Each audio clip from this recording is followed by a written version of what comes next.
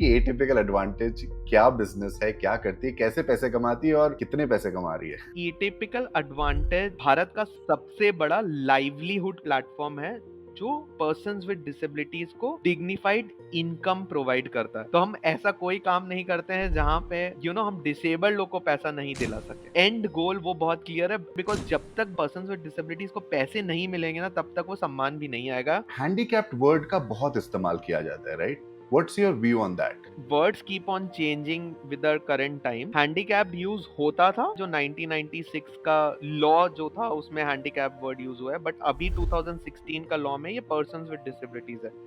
Handicapped is also derogatory in my view. ये मैं अपना लॉजिकल अंडरस्टैंडिंग बता रहा हूँ, एज वेल एज जो global bodies and global norms बता रहे हैं। अब मेरा तो पर्सनल एम है कि आप लोगों को बस नाम से बुलाओ यार, ये कोई भी label anyways is not good. Differently abled, disabled, eight the and सब इंसान ही है। How has life been before Shark Tank and after Shark Tank? What has really changed, or nothing has changed maybe? Shark Tank definitely helps us in the visibility of the platform, because ये जो काम है ये बिना awareness के होगा ही नहीं। वो Shark Tank ने डेफिनेटली किया।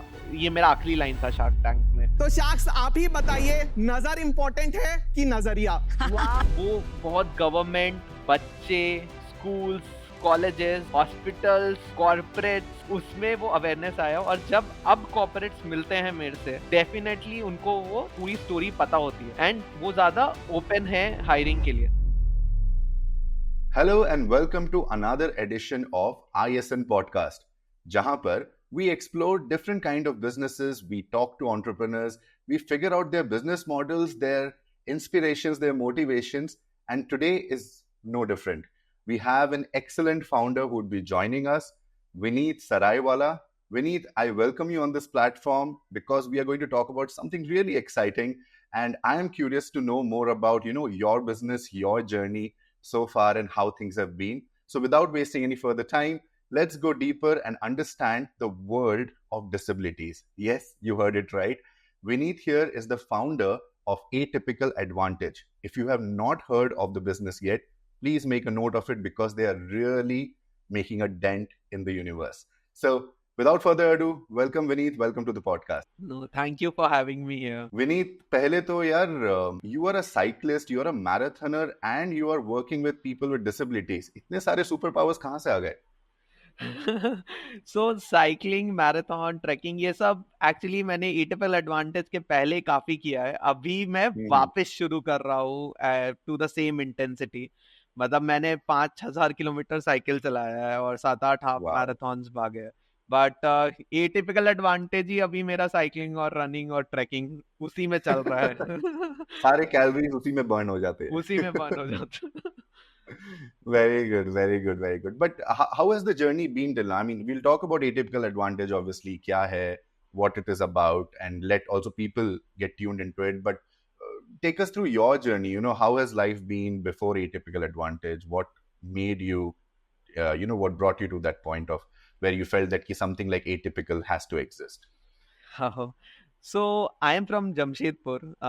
मैं और मेरा भाई, सो दोनों को क्लासेस में टीचर्स ने बोला कि ये लोग को ब्लैक बोर्ड दिखने में प्रॉब्लम हो रहा है। फिर हमने डॉक्टर को दिखाया और डॉक्टर ने चश्मे दे दिए एज यूजुअल। एंड उस टाइम पे इतना अवेयरनेस मेरी कंडीशन के बारे में नहीं था। तो स्टैंडर्ड 10-11 में हमें डॉक्टर्स ने ऐसे बोला कि जैसे ही दोनों 18 साल के होंगे, लासिक सर्जरी होगी और सब ठीक हो जाएगा। और हमने भी वैसा ही सोचा कि हाँ चलो यार, मतलब एक रेगुलर आई सर्जरी है, लासिक एनीवेज एक पॉपुलर मेथड है और चश्मा चला जाएगा। फिर हम जब स्टैंडर्ड 11 में मेरे को पता चला कि मेरे को ये कंडीशन है रेटिनाइटिस पिगमेंटोसा। सो बेसिकली ये कंडीशन में क्या होता है, नजर धीरे धीरे कम हो जाती है जैसे जैसे उम्र बढ़ता है।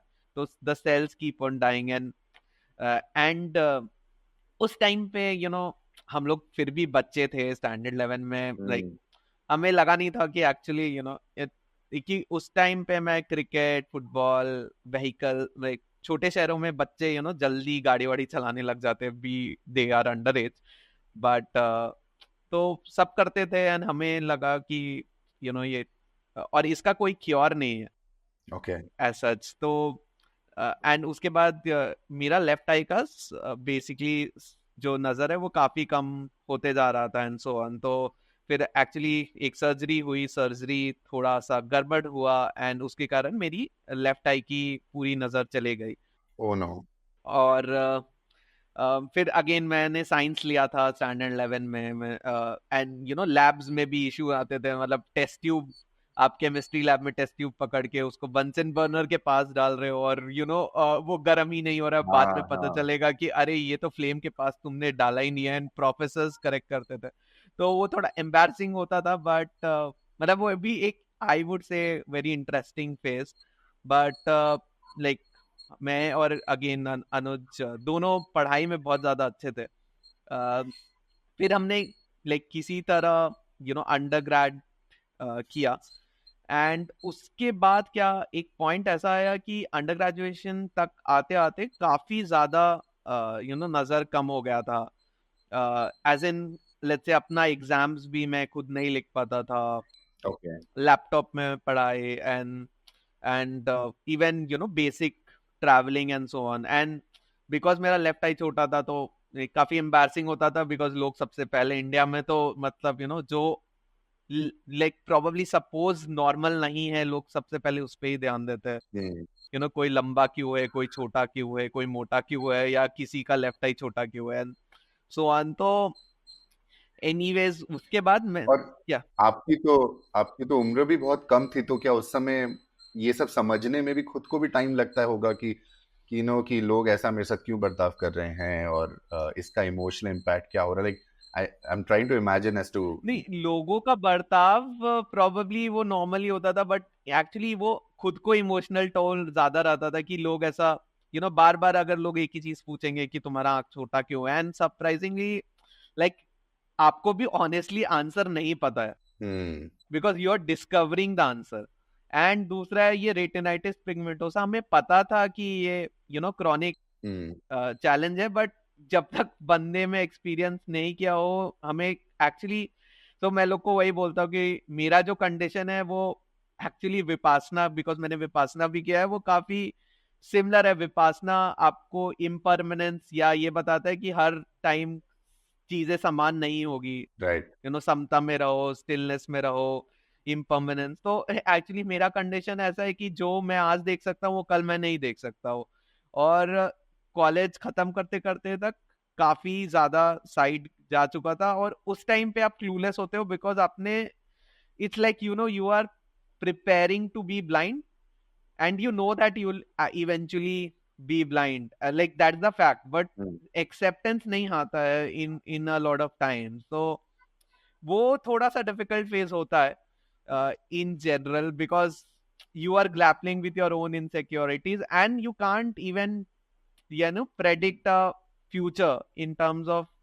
and मेरे लिए वो था कि you know मैं लैपटॉप कैसे एक्सेस करूँ, स्मार्टफोन कैसे एक्सेस करूँ एंड सो ऑन। तो उस पॉइंट पे I you know figured out this screen reader software. And मतलब मैं इनफैक्ट जितने ब्लाइंड अगर यू नो अगर किसी जो सुन रहे हैं उनके फैमिलीज में हो, तो ऐसा नहीं है कि यू नो आप लैपटॉप या स्मार्टफोन नहीं चला सकते हो अगर आपको इवन नजर चला गया। तो मैंने वहां से स्क्रीन रीडर सीखा, कैसे यूज करना है, लैपटॉप यूज करना है, and same way with smartphone. And उसके बाद अगेन यू नो मैंने कैट का पढ़ाई शुरू किया and eventually I cracked IIM Bangalore। and it's like the CAT percentile especially in mathematics was 99.24। I know like you know there are 100 percentilers, but I just want to tell that you know maths मेरा बहुत strong था starting से। तो even like you know question सुन के आपको और मैं लिख के कैट पेपर नहीं सॉल्व करता था, तो मेरे को कोई बोल रहा है मैं मेंटली मेरे को करना पड़ता था। This is a very practical challenge and at the same time fast. और बिकॉज और मुझे मैथ्स के नाम पे ही रोना आता था, तो मैं तो किसी ऐसे से मिलता हूँ जिसे 90 के ऊपर अगर मैथ्स में आते हैं तो मेरे लिए तो भगवान हो जाता था एक टाइम पे। तो बिकॉज मेरा पढ़ाई में mathematics was my strongest subject, and था, फिर obviously I cracked CAT, went into IIM Bangalore, and Right. again IIM Bangalore is a very very competitive place. मतलब आपको सब बच्चे IIT, सारे बच्चे डायरेक्टर्स, मेरिट लिस्ट, सारे CG 9.9 10, एंड मुझे लगा कि यार मैं कहाँ पे आ गया हूँ, and would I be actually be able to compete with some of the best people out there. And खुद का fear, खुद का things were always there. But I think the first 6 months, I think एक तो IIM Bangalore की facilities काफी अच्छी है compared to दूसरे educational institutes in the country. And ये भी बात है कि इंडिया में जब तक आप पोस्ट ग्रेड के टॉप कॉलेजेस में नहीं पहुंचो, शायद as a person with disability probably आपको वो फैसिलिटीज नहीं मिलेगी. लाइक फॉर एग्जांपल मेरे को सारे सॉफ्टवेयर मिले, जो मतलब मेरे को टेक्स्ट टू स्पीच सॉफ्टवेयर हो गया, as well as let's say conversion of books soft copy में. तो अगर किसी को रेगुलर बुक्स मिलते थे हार्ड कॉपी, मेरे को सॉफ्ट कॉपी में बुक्स मिलता था. टीचर्स अगेन एक्सेसिबल मटेरियल में मेरे को भेजते थे. तो these are very simple things, but अगर कोई person, it makes a big difference from a perspective of somebody like you, right? And especially, so you're saying the institution already was set up in a way कि आपको वो support, आपको वो ecosystem already available था, आपको उसके लिए fight नहीं करना पड़ा. yes. So मैं ये बोल रहा हूँ कि अगर कोई पर्सन विद डिसेबिलिटी है, yes, विद सिवियर डिसेबिलिटी है, कोई भी डिसेबिलिटी हो, जब तक वो टॉप 5-10 इंस्टीट्यूशंस में देश का नहीं पहुंचता है, तब तक उसमें आपको फैसिलिटीज मिलती है. बट उसके बाद की इंस्टीट्यूशंस की हालत बहुत खराब है इंडिया में इन जनरल. तो again I was lucky because I could make to the top 2 top 3 institutes in the country. But बाकी लोगों को बहुत दिक्कतें होती होगी in general with fighting with these basic things कि आप पढ़ाई भी अच्छा करो. फिर जैसे again I am from a middle class family, and जैसे मेरे को पढ़ाई के लिए मान लीजिए बुक्स में कोई चीज पढ़ना है, तो मैंने एक पर्सनल टीचर आती थी, वो मेरे को सिर्फ रीडिंग करती थी. सेम वे अगेन मैंने कैट भी क्यों क्रैक किया, 3 बेहतरीन टीचर्स थी बैंगलोर में, जिन्होंने मैं और मेरे भाई दोनों को फ्री में कैट के लिए पढ़ाया, उस नजरिए से पढ़ाया with keeping our disability in mind. And they used to actually teach blind people to crack common aptitude test. तो उनके कारण प्रोबेबली हम लोग IIM Bangalore क्रैक कर पाए. But again, इसमें probably luck का भी थोड़ा बहुत हाथ है, meeting these 3 teachers, accidentally figuring out the screen reader software. And because again, schooling में probably हमें ऐसा कोई discrimination नहीं face किया या कोई challenge. Jamshedpur as a city का education काफी अच्छा है, सारे schools अच्छे हैं. So and same way वहाँ पे बस awareness about some of these medical conditions नहीं है. जैसे अगर मेरे को बचपन से पता होता अबाउट माय आई कंडीशन कि इतना बुरा हो सकता है, I would have been prepared थोड़ा सा बेटर. बट ठीक है. And again coming to I am but just to interrupt you there, but what I'm really liking of the fact कि you have been very lucky to have the right support system in terms of people, in terms of infrastructure, and in terms of even I think the resources, because आपको वो resources available थी कि आपको अगर laptop चाहिए, technology चाहिए, तो वो accessible है. But at the same time I am also thinking कि आपकी disability is something that I'm sure a lot of people will take time to say कि oh yeah, there's a disability like this जिसके कारण you should be treated in a different way, right? Or is that a wrong way to look at it? How should, basically I think what I'm trying to understand is, जो लोग हमें सुन रहे हैं, अगर उनके मन में सवाल आ रहा है कि how can we be supporting people with disabilities in different ways and without making them feel कि भाई ये अलग है या इन्हें हम over support कर रहे हैं, what's the best way to go about it? Because बहुत बार लोगों के मन में डाउट आता है. This is a very classic question Piyush. In fact shark tank में भी यही क्वेश्चन पूछा गया था. और मैं आपको ये लाइक फर्स्ट ऑफ ऑल सबसे इम्पोर्टेंट है कि अ lot of times people with disabilities को टेक्नोलॉजी के बारे में अवेयरनेस नहीं होगा, लाइक जैसे ये स्क्रीन रीडर, गांव में कितने जगह पे प्रोबेबली सिर्फ एक व्हीलचेयर से वो बंदा स्कूल जा सकता है या पढ़ लिख सकता है to be as independent, and same way with a screen reader जो एक हर स्मार्टफोन में होता है फ्री में। सो आपको 1 रुपया भी नहीं खर्चा करना है, जैसे आप किसी और के लिए लैपटॉप खरीद रहे हो उसी लैपटॉप पे देयर आर अब like lot of tools available जो आप फ्री में यूज कर सकते हो, no additional cost. Same way आपका एंड्रॉइड स्मार्टफोन हो जिसमें टॉकबैक है, iOS में वॉइस ओवर है, अगेन कंप्लीटली फ्री में। तो अगर आप रिसर्च करो with some of these technology, चाहे आपका कोई भी डिसेबिलिटी हो, help them figure out the right tools ताकि they are empowered, number 1। Number 2, again coming to treatment, ये मेरा पर्सनल व्यू है, like for example with technology आज मैं सब कुछ कर चुका हूँ, ट्रैकिंग करता हूँ, साइकिलिंग, मैराथन, अपनी कंपनी चला रहा हूँ, सारे functions, marketing, HR, analytics, operations, technology, सब कुछ कर रहा हूँ। चैलेंजेस है, I am not saying challenges नहीं है, and I am not undermining my own challenges, but I think थोड़ा इंटेंट हो एंड टेक्नोलॉजी को अपना दोस्त बनाए तो a person with disability can also live an empowering life like anybody else. Coming specifically to the treatment, see अगर आप किसी को भी डिफरेंट ट्रीट कर रहे हो ना, फॉरगेट डिसेबिलिटी, लाइक सो मेरा पर्सनल व्यू है, एंड शार्क टैंक में मैंने एग्जैक्टली यही बोला था, आप वुमेन को देख लो, आप राइट, देवी, दुर्गा, शक्ति, नारी आप बोलते हो, विच इज लाइक आप उनको मोर ह्यूमंस बोल रहे हो कि ये लोग में extra, and same way with disability, right, like दिव्यांग, सिक्स सेंस, भगवान ने शक्ति दी है, मैं ब्लेस करूंगा तो आपका जीवन बहुत अच्छा होगा, XYZ। या आप किसी को लेस ह्यूमन करते कि अरे वुमेन लोग तो प्लेन नहीं उड़ा सकती है, ड्राइव नहीं कर सकती है, स्टील प्लांट में काम नहीं कर सकती है, बैंकिंग में काम नहीं कर सकती, या डिसेबल्ड लोग ये नहीं कर सकते हैं, उनका दिमाग कम है, सिंपैथी का नजरिया से देखो। मेरे हिसाब से जो ट्रू चेंज आएगा सोसाइटी में वो किसी भी इंसान को, फॉरगेट डिसेबिलिटी, वुमेन या LGBTQ या कोई गांव से है, उसको समान रूप से ट्रीट करने से आएगा, ना कि आप उसको ज्यादा रूप से आको कि भाई इसने स्ट्रगल्स है एक्स्ट्रा या इसमें सिक्स सेंस है, या आप किसी को कम आको कि ये बंदा कुछ नहीं कर सकता। ट्रू चेंज सोसाइटी में और द मार्जिनलाइज कम्युनिटी तभी आएगा जब आप उसको समान रूप से देखो।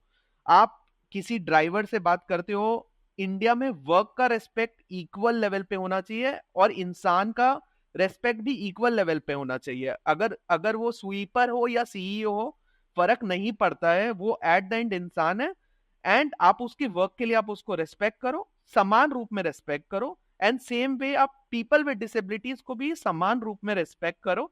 चैलेंजेस है, appreciate the challenge, build empathy, and that will probably change the society. Amazing, absolutely, and I am so aligned with this answer. I can tell you I'm so happy to hear this view, because a lot of people who are listening to us right now might also be thinking ki, okay, is this really a topic of my interest, or is it about me learning to treat something differently? Actually not. It's about any other business, it's about any other entrepreneur, it's about a market segment. So actually logically देखा जाए और समझा जाए कि people with disabilities as a term and as a logical, how do you approach it, is all the same. I think what we are trying to do and what you are trying to do clearly is to bust a lot of these stigmas around different disabilities and different people. And like you said, कोई कैसा भी हो, अलग treat करेंगे तो उन्हें अलग ही लगेगा। बहुत खूब Vineet. So sorry, I had interrupted. Going back to your story, so what happened next? So again, I am Bangalore. एक कॉम्पिटिटिव प्लेस था, बट मजा आया वहां पे। 2 साल काफी सीखा। इनफैक्ट आई थिंक मेरे लाइफ में सबसे ज्यादा मैंने प्रोबेबली वो 2 साल में सीखा कि कॉर्पोरेट में कैसे काम होता है, डिफरेंट फंक्शंस क्या है, मैं ये कर भी पाऊंगा कि नहीं, and so on. And again summers में मैंने यूनिलीवर में इंटर्नशिप किया, एंड अगेन फाइनल्स में again when it comes to finals, because awareness नहीं है in a lot of people who might be even interviewing, तो मोस्ट लोग को जैसे आई रिमेम्बर एक कंपनी में ऑलरेडी मेरा प्री प्लेसमेंट इंटरव्यू था, मैंने उस कंपनी के केस स्टडी कंपटीशन में जोनल राउंड विनर्स थे हम लोग एंड सो ऑन। एंड वहाँ का जो भी हेड था वो मेरे को पूछ रहा है कि तुमको अगर हमें गांव में डाल दूं तो तुम पेपर्स पेपर्स कैसे पढ़ोगे। And a lot of people कि ये एक्सेल कैसे करेगा या ये मेरे कंपनी में ये क्या काम करेगा। तो इसके कारण काफी रिजेक्शंस एंड सो ऑन हुए, but anyways I never look at it in that sense. तो फाइनली मेरा फाइनल प्लेसमेंट में मैं बिग बाजार में ज्वाइन हुआ, एंड वहां पे भी because the CEO had come to interview, जो फैशन के हेड थे वो इंटरव्यू करने आए हैं। उसने बोला कि देखो यार, इसने सारे क्वेश्चंस के तो आंसर सही दिए, तो देखते हैं। And he actually did not actually ask me any question on my disability, which was surprising because सबसे पहले लोग वही पूछते हैं। तो उसने वहाँ पे फिर मैं I was directly reporting into the CEO in Big Bazaar, and I was doing different work in analytics, category marketing, digital marketing and so on, and सब जगह पे like काम तो अच्छा ही था।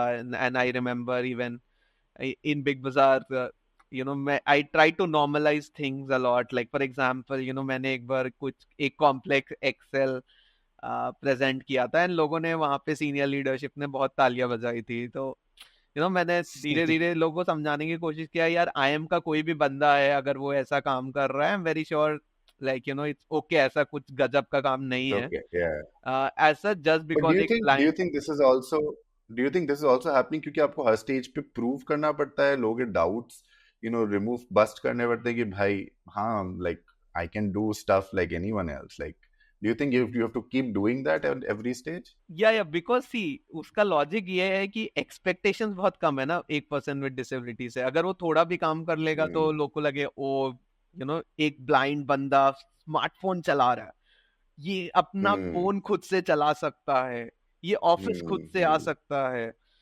और अगर मैंने कंप्यूटर में भी एक बेसिक एक्सेल पे एक बेसिक फॉर्मूला भी डाल दिया तो उनको लगेगा कि भाई ये तो बहुत गजब का काम कर रहा है, बिकॉज वो नॉर्मलाइज नहीं हुआ है सोसाइटी में। और उसका रीजन इज बिकॉज ज्यादा डिसेबल्ड लोग को आप डेली लाइफ में नहीं देखते होंगे, लाइक ज्यादा लोग, तो उसके कारण वो स्टिग्मा है। और ये प्रूव वाला बात, सो एक्चुअली ये बहुत इंटरेस्टिंग क्वेश्चन है, एंड स्पेशली मेरे लिए in my own life, and specially again मैं ये बोलना चाहता हूँ, ये बहुत ट्रू है सारे मार्जिनलाइज कम्युनिटीज के। लाइक जब आप लेट्स से आप गांव से होते हैं वो, या आपके घर में पैसे कम होते हो, या एक आप दूसरे जेंडर से होते हो, या आप एक डिसेबल्ड होते हो, it's always about proving to the world, right? Like for example, in fact again this is how I started my pitch on Shark Tank India,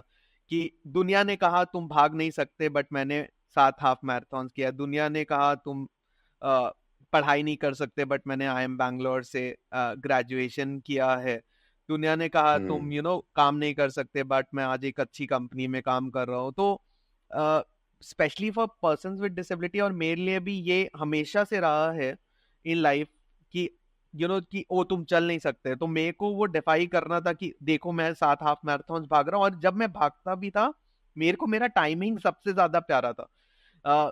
जब मैं साइकिलिंग करता था, जैसे मैंने मनाली से खारदुंगला साइकिलिंग किया, हाईएस्ट मोटरेबल रोड पे, बॉम्बे पुणे कितनी बार जा चुका हूँ, और मेरे को इक्वली मेरा टाइमिंग भी इम्पोर्टेंट है।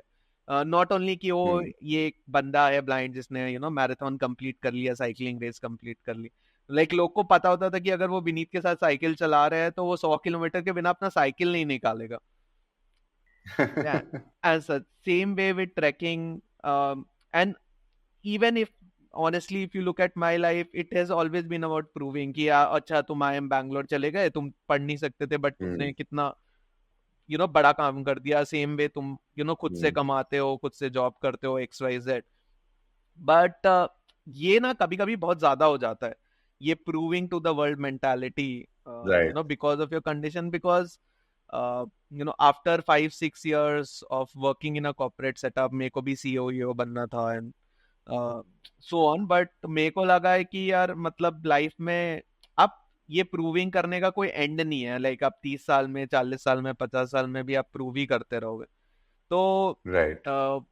प्रोबेबली एट सम पॉइंट मेरे को लगता है वो डुअल स्टेट डाइकोटमी है, बिकॉज आपने ऑलरेडी प्रूव कर दिया और फिर आप ये बात बोल रहे हो, but it it build some aggressiveness या सम मेटल और character in world, but after a point मैंने ये प्रूव करने का तो छोड़ ही दिया है ना, मेरे को कुछ भी प्रूव नहीं करना, किसी को भी नहीं प्रूव करना, at the end I am doing it to improve myself, and I am very clear, like even when I am doing social cause, मेरे को ये एकदम भी नहीं है कि आई एम डूइंग इट कि वो 10 लोग मेरा तारीफ करे, या मेरे को 1000 लोग को इम्पैक्ट करना है या इस देश को बदलना है, that is definitely there, but why I am doing it because I want to do it, मेरे को किसी को कुछ भी प्रूव नहीं करना. Amazing, amazing, and that is really true. And one of the reasons I asked the question is because I feel, people expect you to keep doing that as well, and that's so unfair. क्योंकि आप किसी और से ऐसे expectations, low expectations, high expectations नहीं लगाओगे. But do you think because we are not in the ideal world yet, right? जैसा आपने कहा कि उस दुनिया का मैं सपना देख रहा हूँ जब हम सबको बराबर में ट्रीट करेंगे, किसी को भी अलग ट्रीट नहीं करेंगे. डू यू थिंक क्योंकि हम अभी तक उस आइडियल दुनिया में नहीं पहुंचे हैं, something like atypical advantage exists and need to exist? This is again a very interesting question. मेरा तो गोल यही है, अगर कुछ गोल होना भी चाहिए, कि एटिपिकल एडवांटेज एग्जिस्ट ही नहीं करना चाहिए. नहीं हमने ये करना प्लेटफॉर्म क्यों चाहिए. बनाया, राइट? लाइक आप इंडिया के सारे जॉब Right. पोर्टल्स उठा के देख लो, एक भी एक्सेसिबल नहीं है, right? Like the top 3 India का लार्जेस्ट जॉब पोर्टल्स जो है कंट्री का, वो एक्सेसिबल ही नहीं है. मैं अपना सीवी जाके वहां पे नहीं डाल सकता हूँ, मेरे को कोई साइन लैंग्वेज सपोर्ट नहीं मिलेगा, कोई गाइडेंस नहीं मिलेगी. And Okay. अगेन आप सारे एडटेक प्लेटफॉर्म्स के कंटेंट उठा के देख लो, like talk to any of your largest content edtech players, persons with disability वहां जाके वो कंटेंट ही एक्सेस नहीं कर सकते, ना जॉब कर सकते हैं, ना अपना टैलेंट शोकेस कर सकते हैं. तो ये टिपिकल एडवांटेज एग्जिस्ट क्यों कर रहा है? और एंड अगेन आप माइंडसेट इस कंट्री में फॉर पीपल विद डिसेबिलिटीज बहुत खराब है. तो ये टिपिकल एडवांटेज, मेरा तो विजन है कि मेरा प्लेटफॉर्म को एग्जिस्ट ही नहीं करना चाहिए, और हम लोग इसलिए एग्जिस्ट कर रहे हैं because in our society there are these biases, attitudinal barriers है. लाइक यही मेरा विजन है कि मेरे को अपना प्लेटफॉर्म को रिटर्डेंट बनाना है 5, 10, 15 साल में, कि इसका जरूरत ही नहीं पड़े भाई. लाइक ये टेक्निकली एक्सक्लूजन है, राइट? आप एक कोहॉर्ट Right. और एक मार्केट सेगमेंट जो आप काम कर रहे हो उसको आप अलग कर रहे हो इन अ सेपरेट प्लेटफॉर्म, सेइंग कि हाँ पीपल विद डिसेबिलिटीज के लिए ये प्लेटफॉर्म है, वुमेन के लिए में ये प्लेटफॉर्म है, मेन के लिए ये प्लेटफॉर्म है. बट आइडियल वर्ल्ड में ये नहीं होना चाहिए, right? Absolutely, and it's so crazy ki as a founder, that's what I think makes the business so different. That as a founder, you are dreaming of the day when my business would not exist. You're not thinking, oh, my business should become $1 billion company or $1 trillion company, right? You're thinking, I'm actually building a world where my kind of businesses don't exist. They exist with as any other business in the world, and along with anything else. And कैसे यार, कैसे कर लेते हो, ऐसे सोच लेते हो? नहीं यार, ये शुरू ही इसलिए हुआ है, राइट? बिकॉज लाइक सोसाइटी में इतने चैलेंजेस है, राइट? अगर ये चैलेंजेस नहीं रहेंगे तो लाइक आइडियल वर्ल्ड में तो वही होना चाहिए, राइट? लाइक एंड बहुत लोग इसको मतलब यहाँ पे ये बहुत इंपॉर्टेंट है, बिकॉज मैं सिर्फ पीपल विद डिसेबिलिटीज का नहीं बात कर रहा हूँ. आप अगर मान लो फॉर एग्जाम्पल कोई गाँव से है, ठीक है, और वो इंग्लिश अच्छा नहीं बोल पाता है, हम लोग सबसे पहले उसका मजाक उड़ाएंगे कि ओ तेरा इंग्लिश अच्छा नहीं है. But people don't realize it कि भाई लाइफ में सबका स्टार्टिंग पॉइंट सेम नहीं है. अगर तुम इंग्लिश मीडियम स्कूल में गए हो, जरूरी नहीं है वो सेम बंदा इंग्लिश मीडियम स्कूल में गया होगा, और उसके कारण प्रोबेबली वो चैलेंज है. तो आप Right. उसका इंटेंट देख लो, उसका मेहनत करने का लगन देख लो, but if people don't have the same starting point in life, like for example एक blind बच्चा को आप स्टार्टिंग से उसको डिस्क्रिमिनेशन ही फेस किया होगा, उसकी स्कूल के प्रिंसिपल ने बोला होगा कि भाई ये मेन स्ट्रीम स्कूल में नहीं पढ़ सकता है, तुम इसको ब्लाइंड स्कूल लेके Hmm. जाओ, और फिर वो Hmm. वहां से अपने लगन मेहनत से आगे बढ़ा होगा, कुछ सीखा होगा, अवेयरनेस के लिए क्रैक किया होगा 100 दरवाजे, Hmm. तो वो स्टार्टिंग पॉइंट तो सेम नहीं है ना उस ब्लाइंड बच्चे के लिए या कोई Right. गांव से आया हुआ बच्चा। तो अगर स्टार्टिंग पॉइंट लाइफ में सेम होता सबका, मेरे को कोई प्रॉब्लम नहीं Hmm. है in becoming like a fair world और even not having a Hmm. Typical advantage, because उसको एजुकेशन के Right. लिए फाइट मारनी होगी, एक ट्यूशन जाने के लिए फाइट मारनी होगी, आईआईटी एग्जाम लिखने के लिए, स्क्राइब खोजने के लिए फाइट मारनी पड़ी होगी, हर क्लास Right. में टेस्ट के पहले उसका फाइट होता होगा कि ये मैं अपना पढ़ाई का कोर्स तो पढ़ कर ले कर सुन पाऊँ या एक्सेसिबल में फाइट मार पाऊँ।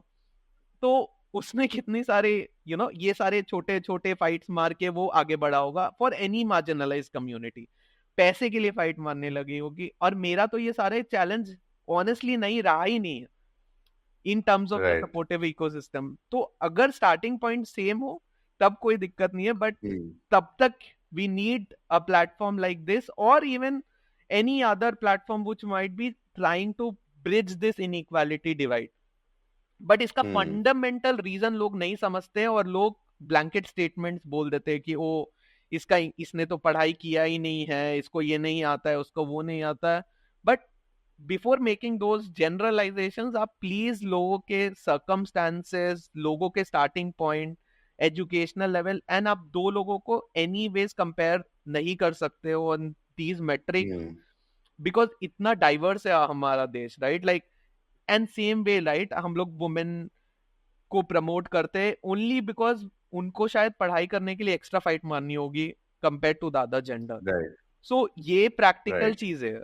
आप जो बोल रहे हो वो एकदम करेक्ट है in terms of how we approach this particular segment and how do we actually create more opportunities for people with disabilities. But coming back to atypical advantage and even a general understanding for people, what really is the meaning of the term people with disabilities, right? How do you even expand it to say that okay, if should somebody be falling in this category or not? आज के लिए So see, first of all, this word disability is not a bad word, it's a factual thing of a person. Like for example, मैं blind हूँ, आप मेरे को कोई भी फ्लावरी लैंग्वेज से बुला लो, फर्क नहीं पड़ता है। तो like that's a fact or a condition. So disease और disability में यही फर्क होता है, right? Like disability probably is a long term condition in which the person is part of. Yes. So persons and persons with disabilities हम क्यों बोलते हैं, is because हम आपको एक पर्सन फर्स्ट में आप रेस्पेक्ट करें, ना कि आपकी disability. Like persons with disability, Vineet with visual impairment, Vineet who is also blind, तो हम आपको एक इंसान की तरह पहले रिकॉग्नाइज कर रहे हैं एंड फिर हम आपकी डिसेबिलिटी को बता रहे हैं। तो एज पर जो गवर्नमेंट है, इंडिया की गवर्नमेंट है, उन्होंने 21 कैटेगरीज ऑफ डिसेबिलिटी डिफाइन किया है, जिसे किसी को आंख में प्रॉब्लम है, किसी को सुनने में प्रॉब्लम है, किसी को चलने में प्रॉब्लम है।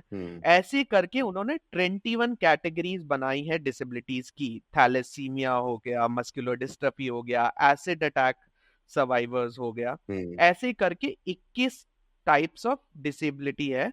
और किसी को भी 40% से ज्यादा डिसेबिलिटी है जो एक गवर्नमेंट सर्टिफाइड मेडिकल बॉडी होते हैं वो सर्टिफाई करती है, उनको कहते हैं persons with disabilities as per law, and most of the global organization, global bodies also prefer this terminology of persons with disability. कुछ देशों में we use words like persons with determination, so आप Saudi, middle east में बहुत जगह पे we use this word persons with determination. Nice. बहुत जगह पे differently abled भी यूज होता है, specially abled भी यूज होता है, दिव्यांग हमारे प्राइम मिनिस्टर बोलते हैं। बट बहुत सारी companies, global bodies want everyone to call us as persons with disabilities. So yeah, got it. No, that really helps because I also don't want people to be hesitating by you when they're using with terms. So this understanding makes it very clear for somebody to say that, how do they approach the term and all. So coming back to the career or यहाँ पे building. मैं बस दो चीज और बोलना चाहता हूँ, बिकॉज बिल्कुल। ये प्रोबेबली व्यूअर्स को, एक तो डिफरेंटली एबल्ड जो वर्ड होता है उसमें हम लोग सब differently abled by definition, Correct. और दूसरा जो बहुत व्यूअर्स एंड हर जगह पे लोग यूज करते हैं is the word like normal. ये हम लोग नॉर्मल है. ये नॉर्मल जो वर्ड है ना, ये honestly is defined by the majority. और मैं यहाँ पे हमेशा लोगों को बोलता हूँ कि एक टाइम पे लोग जो चश्मा लगाते थे हम उनका भी मजाक उड़ाते थे. क्यों? क्योंकि उस एक पॉइंट पे कम लोग चश्मा लगाते थे, तो उस टाइम पे ये नॉर्मल नहीं था. जो 1600 1700 अब 1800 में ये चश्मा अगर कोई लगा लेगा, लोग उसको बेवकूफ समझेंगे या कुछ अलग प्रजाति का समझेंगे. तो ये वर्ड जो नॉर्मल है ये इवॉल्व होते रहता है. What is normal today is might not be again normal tomorrow. Like आजकल हम लोग स्मार्टफोन पे इतने घुसे रहते हैं, आप कोई भी एयरपोर्ट रेलवे स्टेशन चल जाओ, अब वो नॉर्मल हो गया. आई एम वेरी श्योर 20 साल पहले लोग मजाक उड़ाते होंगे. तो ये वर्ड नॉर्मल की बजाय आप या तो नॉन डिसेबल्ड यूज करो, वो बेटर है. दूसरा, आप प्लीज डम्ब वर्ड का यूज मत करो for def people, because dumb का मतलब क्या है कि उनको समझ नहीं आता. बट पर्सन विद डिसेबिलिटीज का दिमाग भी as good as anybody else है. अगर वो बोल नहीं सकते इसका मतलब ये नहीं है कि उनकी दिमाग में कोई प्रॉब्लम है या उनको समझ नहीं आता. एंड थर्डली, जो सबसे कॉमन वर्ड यूज होता है इज व्हील चेयर बाउंड. आप सबको यहाँ पे रैशनैलिटी पे बात करता है. व्हील चेयर बाउंड का जो शब्द है उसका मतलब क्या है कि वो बंदा व्हील चेयर से बंधा हुआ है, उस व्हील चेयर के कारण वो मूव नहीं कर पाता है. बट भाई, व्हील चेयर एक ऐनक या स्पेक्टिकल जैसा एक डिवाइस है जिसके कारण वो सब जगह चल पा रहा है. इनफैक्ट हम वो चल इसलिए नहीं पाता है बिकॉज सोसाइटी ने स्टेयर्स बनाए हैं, सोसाइटी ने ऑल्टरनेटिव चीजें नहीं बनाई है फॉर दैट पर्सन. तो डिसेबल्ड एक्चुअली सोसाइटी है या वो बंदा खुद है. अगर एक जगह पे स्टेयर्स की बजाय रैंप होता तो डेफिनेटली वो बंदा वो भी चल पाता वहीं पे. तो एक a better word is wheelchair user instead of calling a person wheelchair bound. Similarly, normal की जगह आप नॉन डिसेबल्ड यूज करें. एंड अगेन, ये मेरा पर्सनल अंडरस्टैंडिंग है. डम वर्ड आप मत यूज करें. आप पर्सन्स विद स्पीच इम्पेयरमेंट या पर्सन्स विद हियरिंग इम्पेयरमेंट या सिर्फ डेफ बोले. ये बहुत इंपॉर्टेंट है एंड यही हमें आगे लेके जाएगा. और ये मेरा थॉट प्रोसेस है. नहीं, बिल्कुल. एंड इस तरह का थॉट प्रोसेस जरूरी है लोगों को अपनी मानसिकता भी बदलने के लिए. वो कहते हैं ना, एक सोच का बीज ही काफी है उस पेड़ को जन्म देने के लिए. तो आई रियली बिलीव दैट कि जब आप सही टर्मिनोलॉजी एंड सही तरीके से किसी को रेफर करना शुरू करते हैं, तब आप सही मायने में उन्हें इज्जत देना शुरू करते हैं और उनके बारे में सोचना शुरू करते हैं. तो जब तक आप सोचना शुरू नहीं करेंगे, तब तक ऑब्वियसली दुनिया में किसी भी तरह का चेंज, किसी भी तरह का बदलाव लाना बहुत मुश्किल है.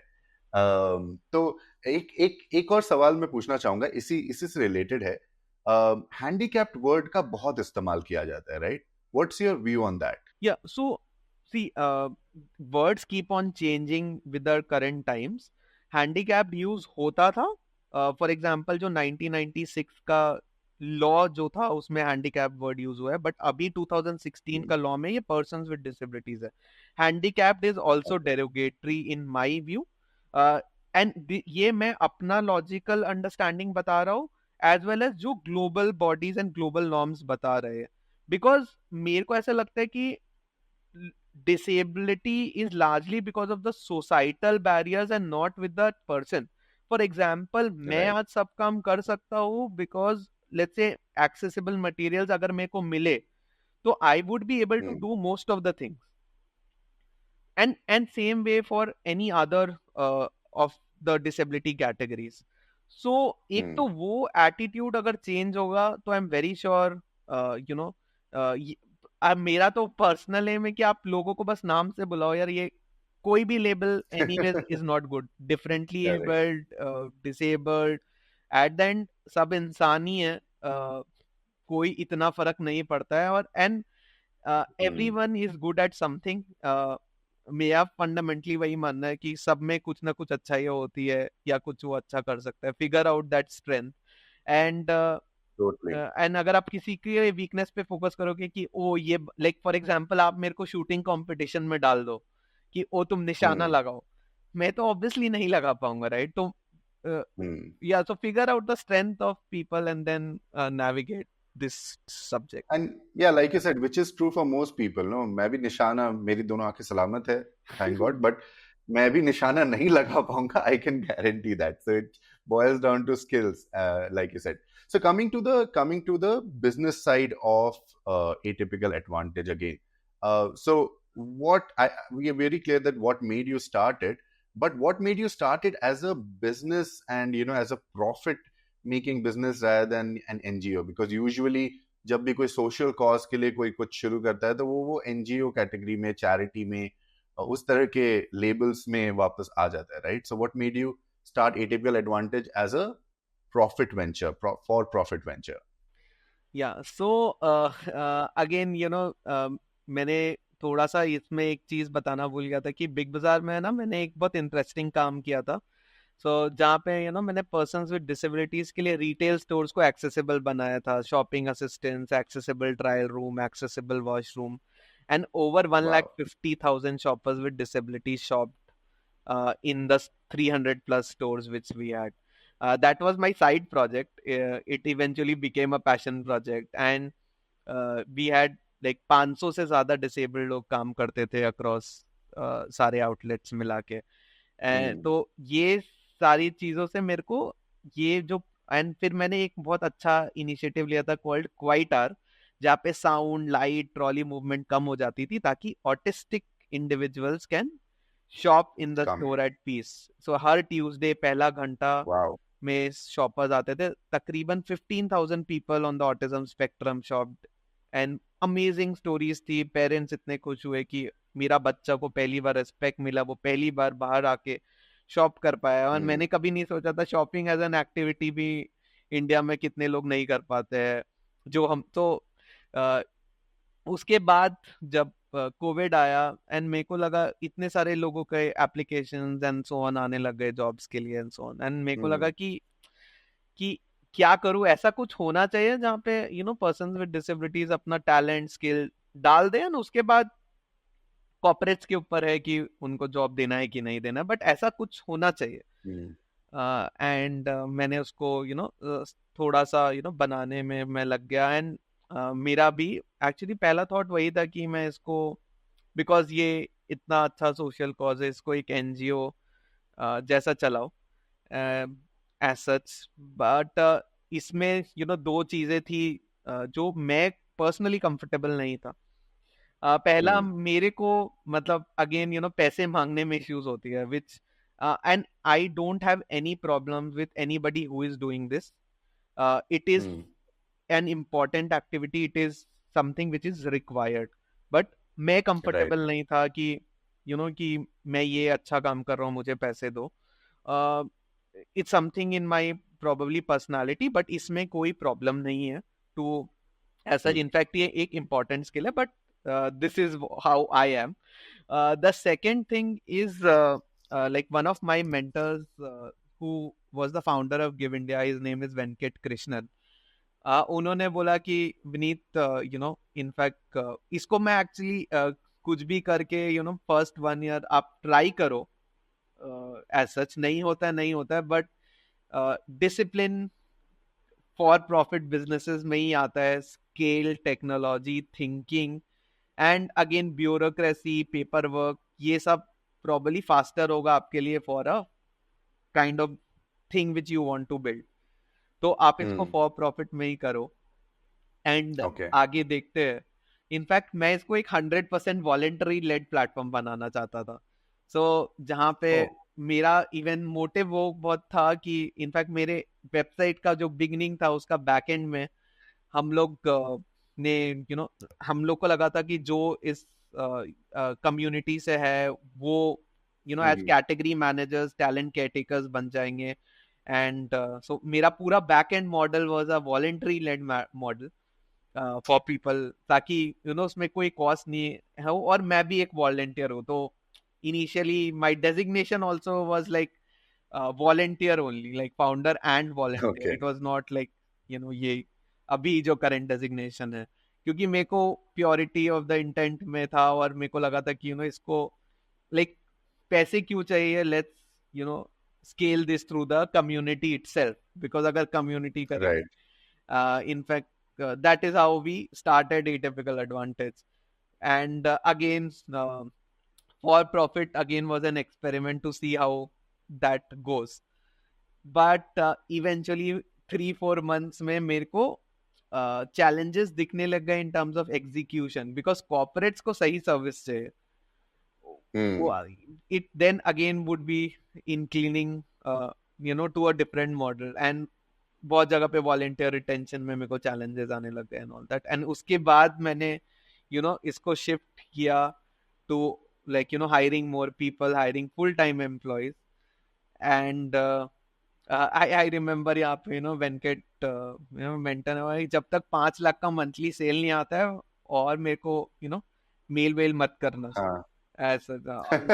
मैं ये Okay. मैं कहाँ से लाऊंगा, मतलब मैंने शुरू तो कर दिया है as such, but and again because of like my corporate experience 5-6 years, 2-3 चीजें मेरे को easy हुई थी to start it. One obviously the community support and the community network, because मैंने ये काम previous organization में किया था. It was easy for me. Second, I think sales definitely is my strength. तो like sales का मेरे को था कि अपना sales skills लगाओ, देखते क्या होता है. So for everyone who don't know Atypical, I'll just probably quickly tell Atypical actually करता क्या है, ताकि ये आंसर थोड़ा सा better feel हो लोगों को. I know, but before you get into that, I'll also want to just point out one thing that you said. कि वैसे तो ये बिजनेस एनजीओ बिजनेस हो सकता था, एनजीओ बिजनेस होने में कोई तकलीफ नहीं है, but you went for profit. Did you at any point feel कि भाई अगर हम इसे एनजीओ बनाते तो बेटर होता in this area, in this में मुझे कुछ फायदा होता या फर्क पड़ता? सो पहला 3 महीना में ऐसा लगा था ऑनेस्टली, जबकि एनजीओ होता तो बेटर होता, बिकॉज प्रोबेबली आपको नंबर्स का मैट्रिक्स, सस्टेनेबिलिटी का मैट्रिक्स थोड़ा प्रोबेबली रिलैक्स हो सकते हो अगर आप फंड रेजिंग में अच्छे हो तो. बट आफ्टर 3 मंथ्स मेरे को हर दिन यही लगता है कि मैंने बहुत अच्छा डिसीजन लिया. लाइक अभी 3.5 साल से ज्यादा हो चुके हैं on building atypical advantage, and मेरे को ऐसा वही लगता है कि मैंने अच्छा किया एनजीओ नहीं बनाया, बिकॉज जो स्केल और जो थॉट सस्टेनेबिलिटी और जो फाइनेंशियल डिसिप्लिन आता है वो प्रोबेबली ऐसा नहीं है एनजीओज में नहीं है, बट उसको आने में थोड़ा टाइम लगता है देयर. बट यहाँ पे because we and I think scarcity creates like necessity is the mother of all inventions, because हमारे पास पैसे नहीं थे and so on, and I was able to build it the right way and also build it sustainably, because again ये दोनों models में again causes में difference है. अगर आपके पास स्कोप है कि आप इसको सस्टेनेबल बना सकते हो, लाइक आपका लाइक फॉर एग्जांपल अगर कोई भूखा है आप उसको खाना खिला रहे हो, प्रोबेबली आप इस केस में an NGO is a better view. But अगर आपके पास थोड़ा भी स्कोप है to figure out and make it sustainable, you should always attempt a social venture. As such, you can probably even do a hybrid, but first attempt should be definitely a social venture. For the causes, it would largely depend on the causes. Like अगर आप कल tsunami आ गया, cyclone आ गया, आपको government add चाहिए ही होगा, आपको NGO का सपोर्ट चाहिए ही होगा. बट यहाँ पे शायद वो पॉसिबिलिटी थी और मेरे को वो एक्सपेरिमेंट करके देखना था. Right. So answer is purely the cause and as such, but right now like हर दिन मेरे को वही लगता है कि बहुत अच्छा किया कि हमने एनजीओ नहीं बनाया. हाँ, got it. And that is a very important understanding for anybody starting business. A lot of times people just go by कि भाई जो भी bracket option सामने दिख रहे हैं, you just opt for one thing that seems most applicable. But it's important to know that what are the pros, what are the cons of every factor, and then accordingly, like you said कि भाई at the end of the day you are making a business, चाहे आप किसी भी category में बना रहे हो, and you need to figure out how you approach that for that particular thing. So coming back to atypical advantage, यहाँ पे सिंस ये कॉन्वर्सेशन को क्लोज करने के पहले जस्ट लाइक मेरे को बिकॉज एक लाइक यहाँ पे क्या होता है कि like I also believe like कि जैसे कॉर्पोरेट्स है, ठीक है, कॉर्पोरेट जब तक पैसे नहीं देते ना वो वर्क की वैल्यू नहीं करते. So a lot of times they will say कि हमें तो ये काम एनजीओस फ्री में करके देते हैं. So we say definitely go ahead and work with an NGO. We are not stopping you. But at least when you work with atypical advantage, our variable or the OPEX needs to be covered, or this is the cost. And once they understand that, then they probably, respect us more and value our work in a lot of times. And then again, they are bound by agreements or contracts. While when you are not paying anybody, then after 3 months, let's say आप NGO ने बहुत मेहनत की उस company के और company ने ultimately कुछ भी हायर नहीं किया, right, at least there has to be a cost attached to that corporation जिन्होंने ये नहीं किया होगा, right. And when there is no money attached, I feel the intention has also a challenge. At least ये मेरा मानना है.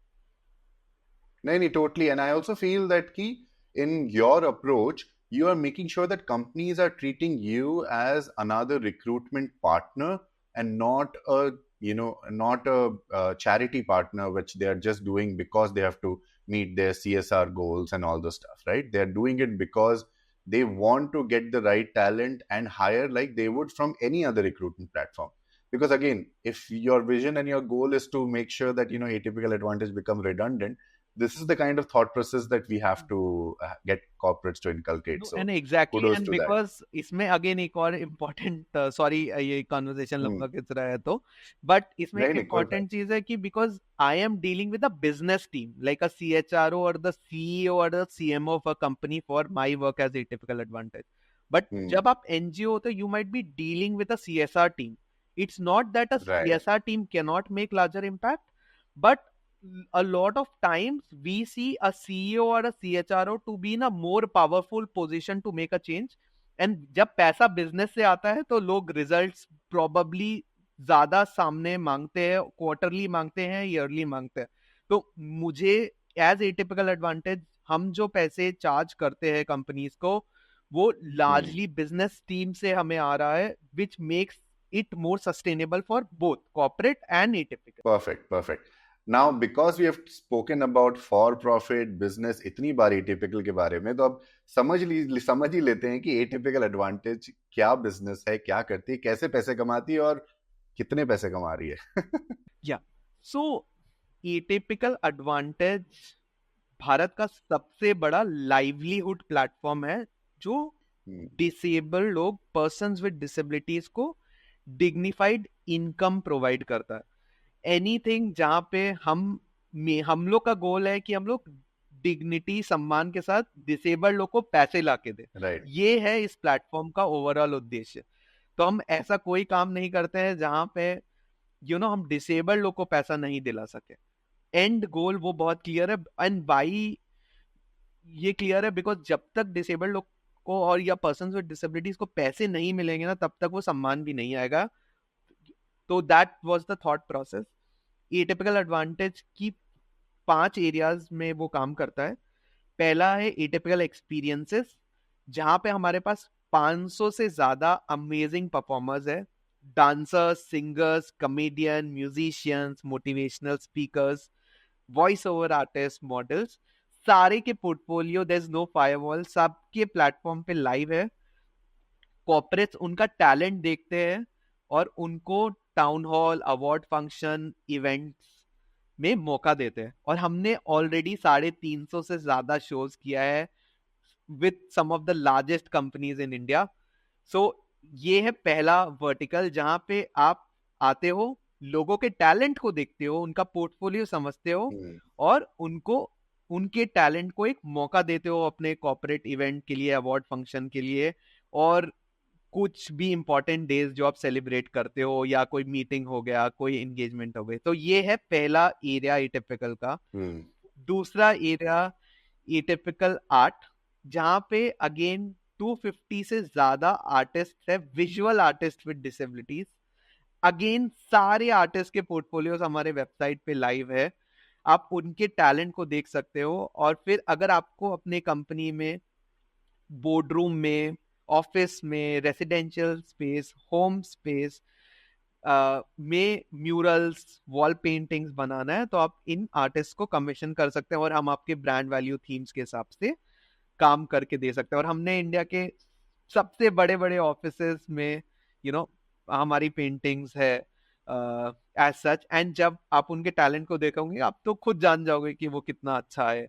सो ऑलरेडी यहाँ पे भी हमने लाइक ओवरऑल 100 से ज्यादा कंपनी सिर्फ आर्ट स्पेस में काम किया। एंड मेरे को बहुत खुशी है ये दोनों वर्टिकल जो सिर्फ आर्टिस्ट को एम्पावर करता है, और इंडिया में आर्टिस्ट को हेल्प करने वाले ऐसे प्लेटफॉर्म बहुत कम है स्पेसिफिकली आर्टिस्ट विद डिसेबिलिटीज के लिए।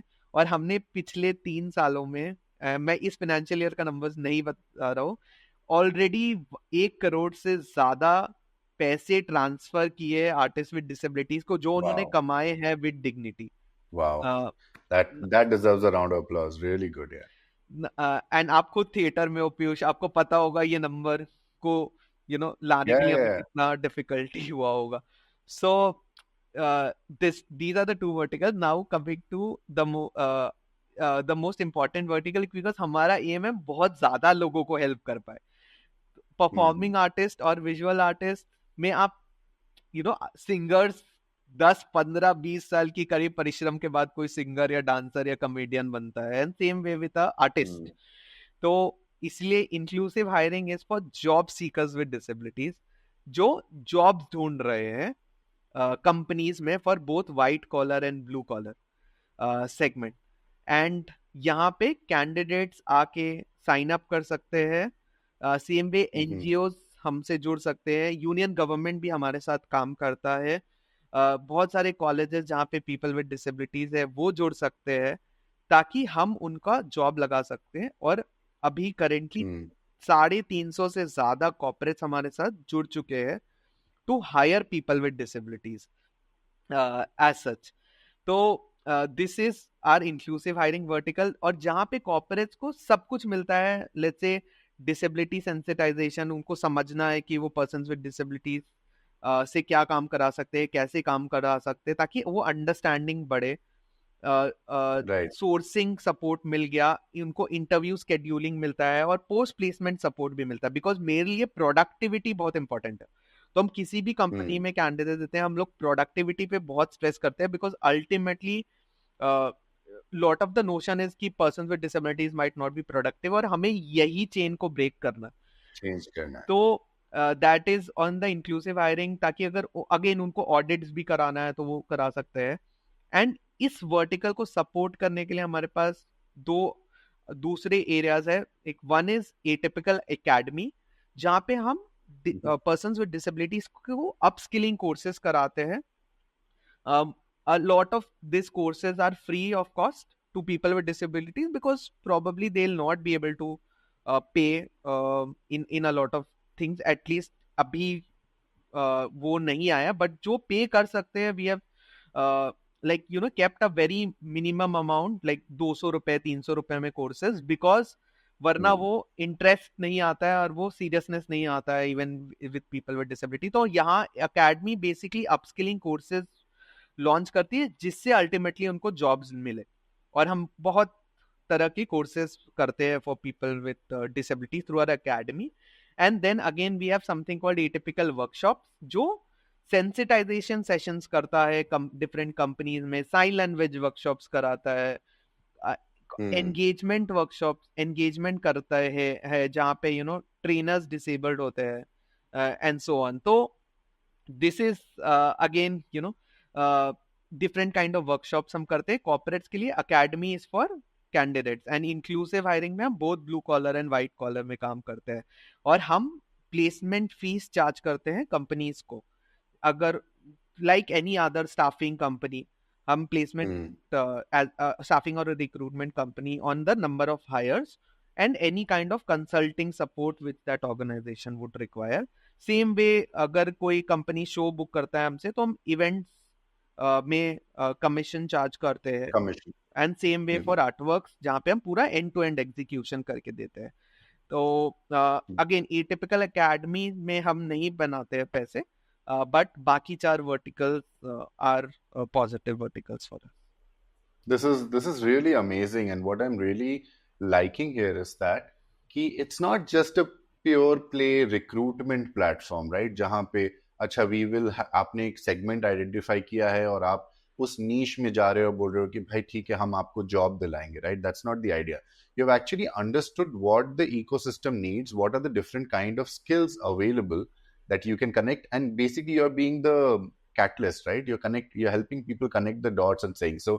इट्स नॉट रेस्ट्रिक्टेड कि अच्छा हाँ आपको इस जॉब इस पोजीशन के लिए किसी को हायर करना है तो will help.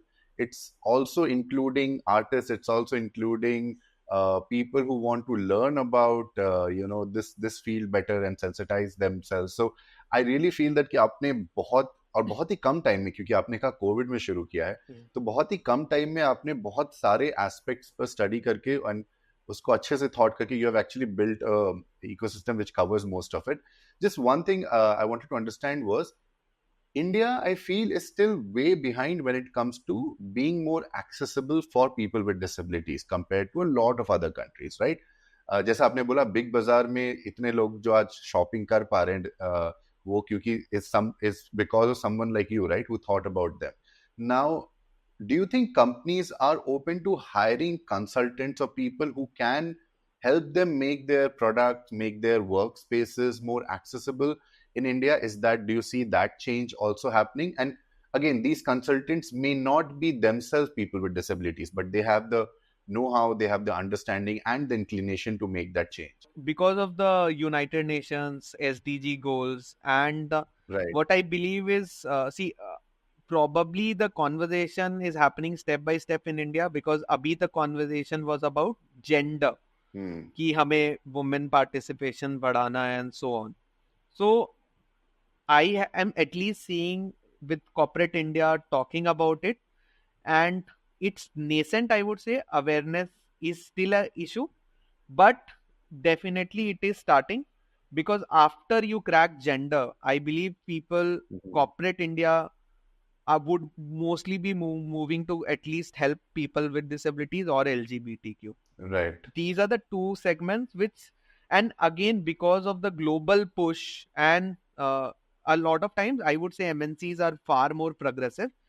They have their global agendas in terms of certain commitments towards making their workforce diverse, right? Because again, everyone wants their workforce to be as diverse as possible, right? Right. Difference in thought process, difference in attrition levels, difference in productivity, right? Like a homogeneous group would think alike, give you the same strategy, and probably मेरे को तो लगता है because of technology and AI revolution, you would be pushed to have a diverse group. Right. And same way मेरे को लगता है कि see, ultimately market will correct itself. Like for example, there have been so many surveys जहाँ पे जो आज के लोग हैं जो काम करना चाहते हैं कोई भी संस्था ऑर्गेनाइजेशन में, they want like 70% of the people who are looking out for jobs say that they want to work in an inclusive organization.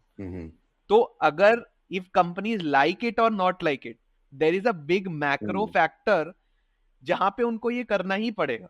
It and that change is also happening slowly, but कोई PR के लिए करे, कोई CSR के लिए करे, but eventually they have to move towards this.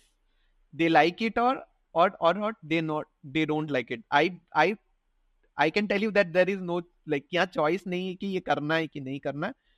इसमें बस time का is a constraint. तो definitely companies have become open. Nice. And just मेरे को ये previous जो आपने atypical advantage का मॉडल के बारे में पूछा था, वहां पे अगर आप देखोगे तो for us, like हमारा performers, artist या workshop vertical is also a great business idea because it is a customer acquisition strategy for us as a company. Right. We don't like एक कंपनी हायरिंग करने में ना 100 बार सोचता है कि हो हायर करेंगे, कैसा रहेगा, उनके मन में 100 क्वेश्चंस रहता।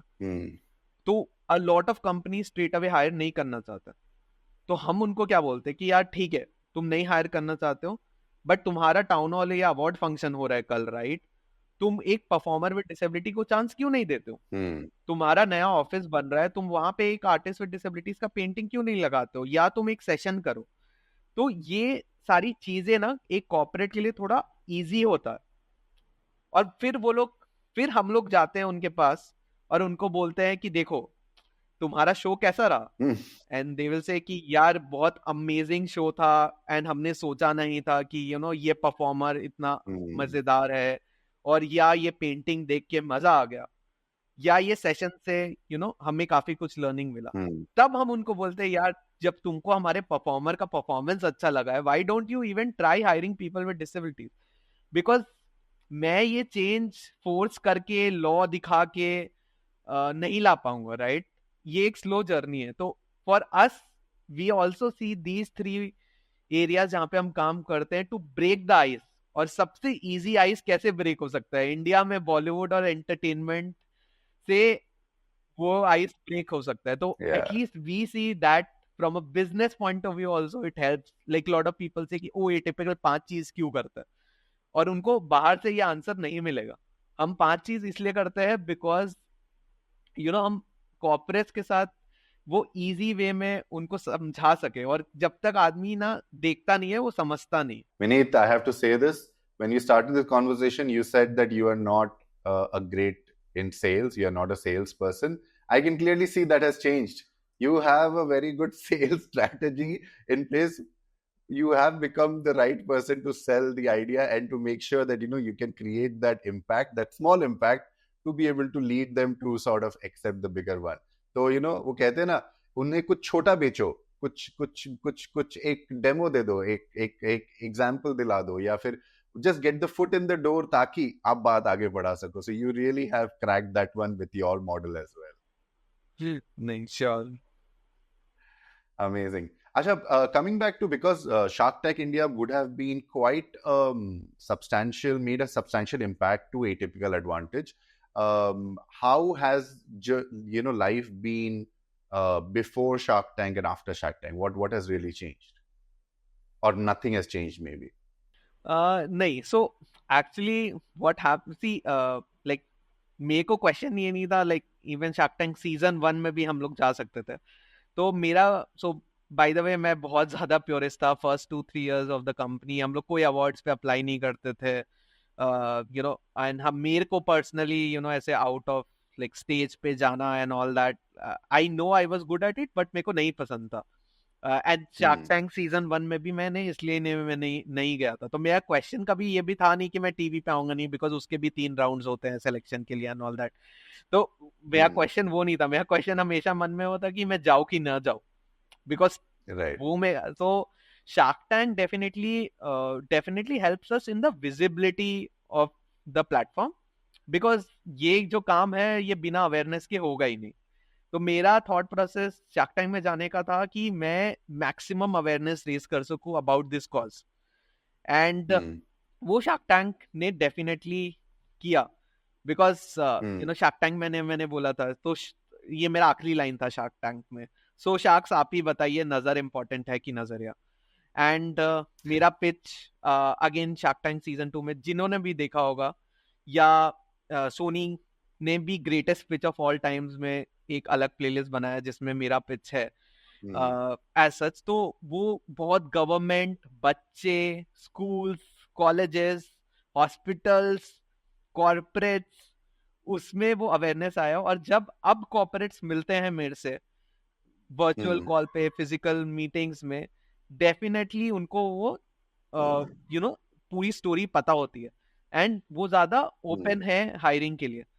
एंड लाइक आप हमारा कुछ इम्पैक्ट आपको बताना चाहता हूँ, लाइक फॉर एग्जाम्पल लास्ट साल आई एम वेरी श्योर सबको पता होगा, बी स्कूल में बच्चों को बहुत चैलेंजेस हो रही थी प्लेसमेंट्स के लिए and so on, and this might be the same for people with disabilities. We did 100% placements of all people with disabilities of IIM Bangalore and IIM Trichy. Two campuses. Wow. I know ये मेरा dream तो है कि सारे campuses of the country में हम and this probably would be the first time in their campuses history जहाँ पे persons with disabilities का placements happened much before non-disabled people in the best of the Wow. companies with the best of the packages, जो पहले कभी नहीं हुआ होगा. Same way, so many of these companies, for example, Nestle की एक भी ग्लोबल प्लान में इतने सारे पीपल विद डिसेबिलिटीज नहीं है. इंडिया में हमने Nestle chairman like mister Suresh Narayan ही इन उनके फाइनेंशियल रिपोर्ट्स में हमारे बारे में मेंशन्ड है, जहाँ पे नेस्ले अभी उनकी सानन फैक्ट्री में 25 से ज्यादा पर्सन्स विद डिसेबिलिटीज काम करते हैं, और ये पहली बार है across any of their global plants. Same way, a company like Godrej Consumer, जहाँ की promoter Misa Godrej has made a public commitment of 5% of their workforce in their 2 plants to be people with disabilities.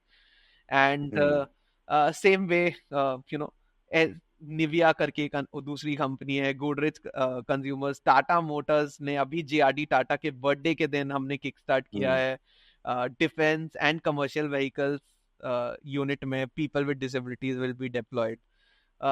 तो again coming, IndiGo के 15,000 से ज्यादा staff को हमने sign language में train किया. ऐसे बहुत सारे एग्जांपल्स है to say that at least that change has begun. And Atypical Advantage is trying to do that. A lot of this thing had kick-started before Shark Tank, but Shark Tank definitely accelerated this mission, I would say, journey as such. And इस cause को समझाने के लिए उससे अच्छा platform हो ही नहीं सकता. And again, like मैं गया था वहां पे, मैंने वहां शार्क टैंक के स्टेज पे भी बोला था कि मैं इस देश को ये समझाने आया हूँ about the strengths of people with disabilities. And तभी मेरे शार्क टैंक पिच में there was no emotions. मेरा voice was at the loudest only because I wanted to make it clear कि यहाँ कोई reality TV show में आप persons with disabilities को का रोना धोना और sympathy gain करने नहीं आए हो. आप यहाँ पैसा देना आप दो, but do that on merit. Look at the business model and आपको जमता है तो आप invest करो. Amazing. So investment हुई, आगे की कहानी क्या रही? आगे की कहानी अगेन वो तो काफी मीडिया हाउसेस ने लिखा है, लाइक दो शार्क्स ने लड़ाई की थी to invest in a company as such. And ultimately Aman and Namita boat और एमक्योर उन्होंने इन्वेस्ट किया था as such. Right. Again, just wanted to clarify here, Yeah. though that investment was there on TV, it did not materialize. Yeah. So what is driving investment in the business today, right? Do you have investors today who are completely committed to the business, and what brought them to the platform? Yeah. So in fact, we have already done 2 seed rounds. First round, this is even before Shark Tank and so on. We had raised 1 crore rupees, and after 2 years, we raised another round, which was 1.65 crore rupees.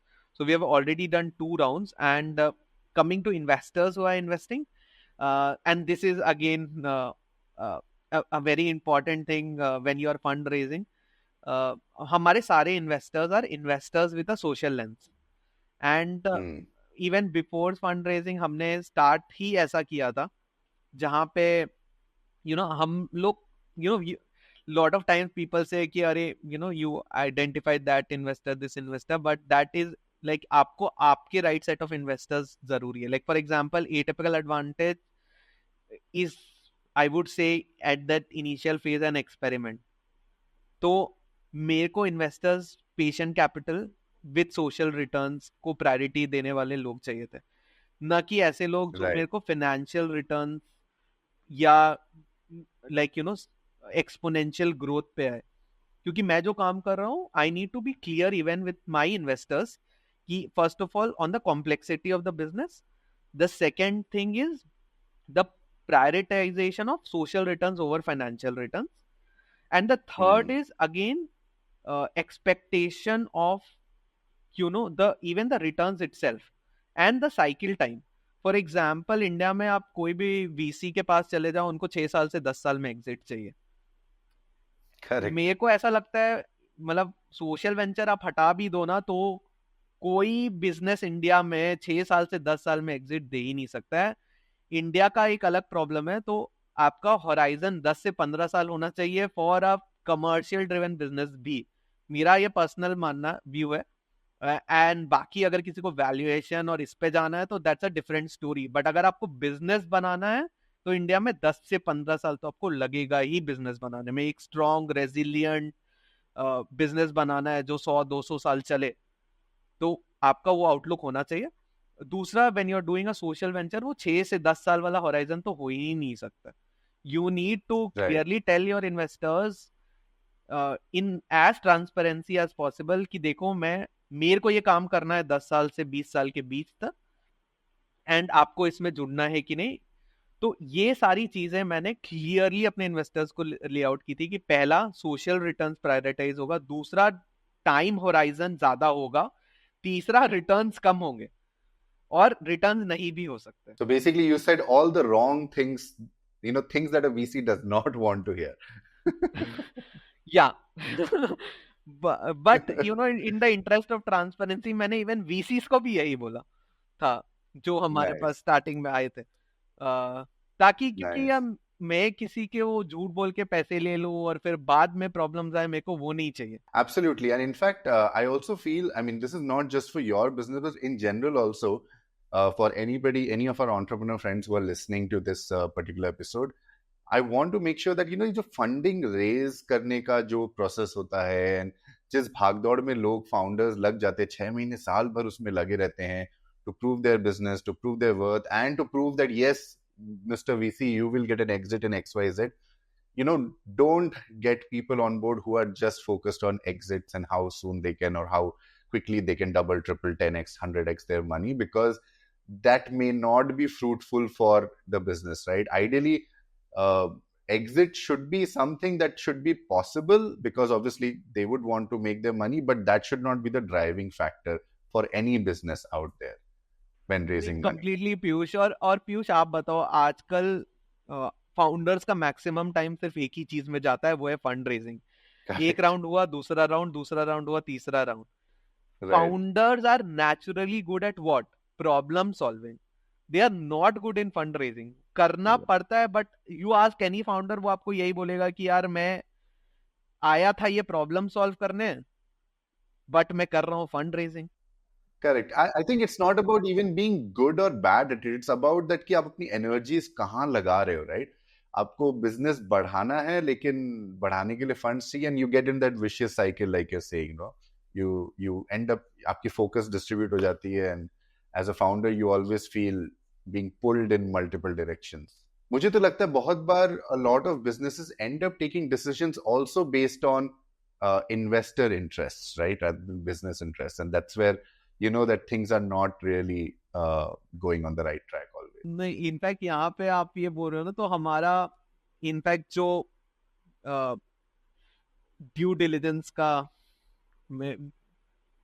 जो share holder agreement होता है, SHA, correct. ये थोड़ा week हूँ मैं, ये terminology भूल जाता हूँ। नहीं, ठीक है। तो शेयर टर्म शीट वगैरह आप बोल रहे हो, term sheet and share holder agreement, उसमें भी a lot of times you probably dilute a lot of interest on just because आपको fundraise मिल रहा है, आप extra चीजें like डाल दोगे, again tag, drag, ये सारे clauses होते हैं। as such हमने अपना SHA एकदम simple SHA बनाया था, with all information rights to our shareholders, and kept it as simple as possible. Definitely it was honestly a promoter friendly agreement, but my shareholders initially उनको 1-2 लोगों को दिक्कत हो रही थी। हमने बोला कि agreement तो यही है as such, and why it is like that, because I am trying to do it as a difficult thing, and at the end everything boils down to trust. We kept, and even in the next round we had kept the same agreement, uh, Nice. as such. So sometimes, stick to your guns. Yeah. It is difficult. Even finding such people would be difficult.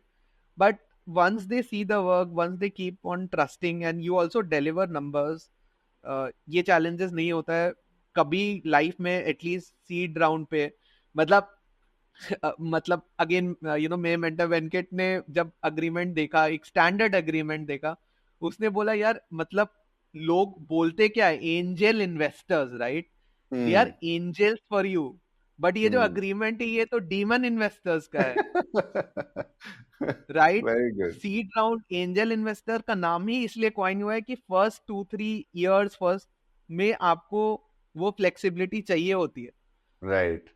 तो Right. आप ऐसा agreement क्यों draft कर रहे हो and we relaxed all of these criteria No, absolutely, and it's very important because a lot of times it's not easy to stick to your guns, like you said, and and be clear about why you are raising money, who you are getting on board. In fact, I would say that raising money or getting an investor on board is almost like getting into a marriage, where if you end up getting into a separation, it's not always pretty. So always choose your partners right. Think about it, go deep, and make sure कि भाई शादी आप उनसे करो जिनसे आप life long रिश्ता बनाकर खुशी खुशी रहना चाहते हो साथ में. No he completely Amazing.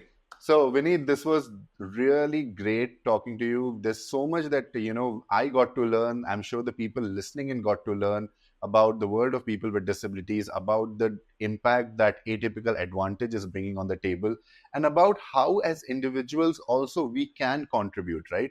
I also like the fact that your business is not just for corporates. Even as individuals, tomorrow, if I want to go ahead and work with somebody, with a person with disability, an artist, or or in some other way engage with them, there are so many opportunities that atypical advantage is giving out there, and the kind of business nazariya, like you said, you have, it's really mind blowing. It's really commendable, and I wish you luck for this journey. And I really, really hope that that day will soon come when we will be in the ideal world where you will say that ki atypical ka kaam ho gaya. yes I hope so that is the intention and thank you Piyush for hosting it is a joy conversing Lovely. Thank you so much.